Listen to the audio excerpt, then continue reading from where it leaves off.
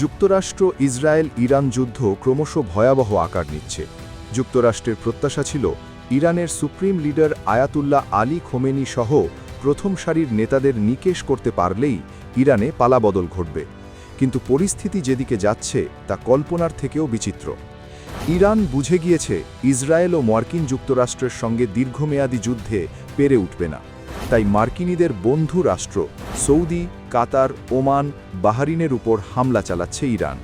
Missile, drone হামলা তো চলছেই, তার সঙ্গে আশঙ্কা দেখা দিচ্ছে পরমাণু হামলার। গোটা বিশ্ব এখন সেদিকেই তাকিয়ে। এরই সঙ্গে শুরু হয়েছে ইরান যুক্তরাষ্ট্রের 5th জেনারেশন ওয়ারফেয়ার, অর্থাৎ তথ্যযুদ্ধ। আর সেই যুদ্ধে জন্ম নিচ্ছে নানা ষড়যন্ত্র তত্ত্ব। 28 ফেব্রুয়ারি 2026 মার্কিন যুক্তরাষ্ট্র ঘোষণা করে ইসরায়েলের ছোড়া মিসাইলে মৃত্যু হয়েছে ইরানের প্রধান নেতা আয়াতুল্লাহ আলী খোমেনি সহ অন্তত 12 জন প্রথম সারির নেতার। যুক্তরাষ্ট্রের প্রকাশ করা ছবিতে দেখা গিয়েছে খোমেনি যে কম্পাউন্ডে থাকতেন সেটি বেশ ঘন জনবসতি অঞ্চলে ছিল, এবং সেই কম্পাউন্ড ছাড়া আরও আশেপাশের কোনো বিল্ডিং তেমন ক্ষতিগ্রস্ত হয়নি। বোঝাই যাচ্ছে কতটা সূক্ষ্ম ও তীক্ষ্ণ কৌশলে পুরো অপারেশনটি করা হয়েছে। এমন একটি অপারেশনে ইসরায়েলের সাফল্যের পর একটি প্রশ্ন বেশ বড় করে দেখা দিয়েছে। সেটি হলো মোসাদ এবং সিআইএ কিভাবে এই অপারেশনে সাফল্য পেল।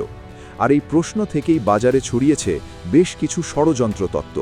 কিছু ষড়যন্ত্র তত্ত্ব বিশ্বাসযোগ্য, আবার কয়েকটি তত্ত্ব বিশ্বাসযোগ্য না হলেও ফেলে দেওয়া যাচ্ছে না।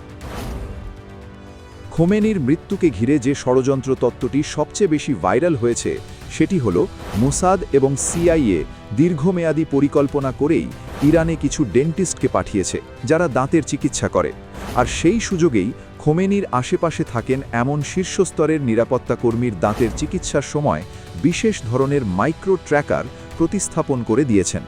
আর এর ফলেই খোমেনি সহ তার আশেপাশে থাকা শীর্ষ নেতাদের গতিবিধির সমস্ত তথ্য চলে যায় ইসরায়েল ও মার্কিন যুক্তরাষ্ট্রের হাতে।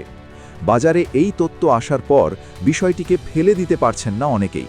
বলা হচ্ছে মোসাদ যেভাবে পেজার অ্যাকাউন্ট হ্যাক করে হেজবল্লার সন্ত্রাসীদের উপর হামলা চালিয়েছে, সেখানে মোসাদ ও সিআইএ এমন কর্মকাণ্ড করতেই পারে।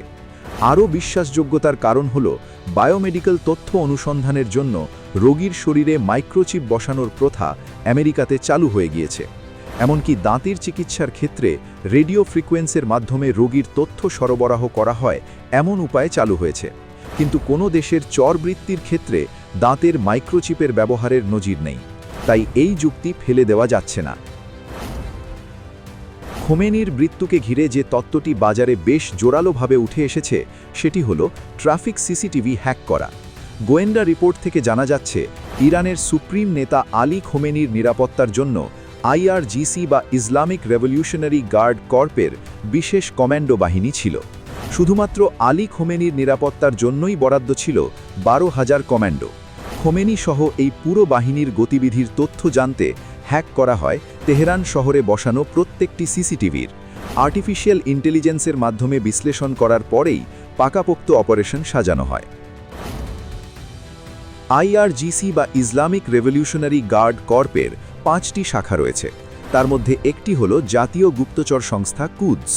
অভিযোগ উঠেছে কুদসের প্রধান হিসেবে ইসমাইল কানি সম্প্রতি দায়িত্ব নিয়েছিলেন, আর তার দায়িত্ব নেওয়ার পরেই এমন একটি বড় ঘটনা ঘটেছে। মনে করা হচ্ছে ইসমাইল কানির সঙ্গে মোসাদ ও সিআইএর আঁতাত আগে থেকেই ছিল।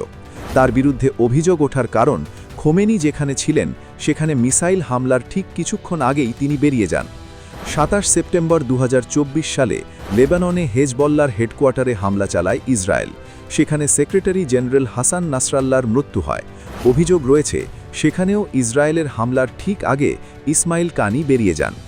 এত বড় ঘটনা থেকে প্রতিবার কাকতলীয়ভাবে ইসমাইল কানি কিভাবে বাঁচতে পারেন, এই প্রশ্নের খোঁজে তাকে জিজ্ঞাসাবাদ করছে আইআরজিসির শীর্ষ কর্তারা। আপাতত পরিস্থিতি বলছে যুদ্ধ লম্বা চলতে পারে, এমনই ইঙ্গিত দিয়েছেন মার্কিন president Donald Trump. Missile, drone হামলার পাশাপাশি সামাজিক মাধ্যমে জায়গা নিচ্ছে তথ্যযুদ্ধ ও নানা ষড়যন্ত্র তত্ত্ব। এখন দেখার মানুষতাত্ত্বিক যুদ্ধে কোন পক্ষ ময়দানে টিকে থাকতে পারে।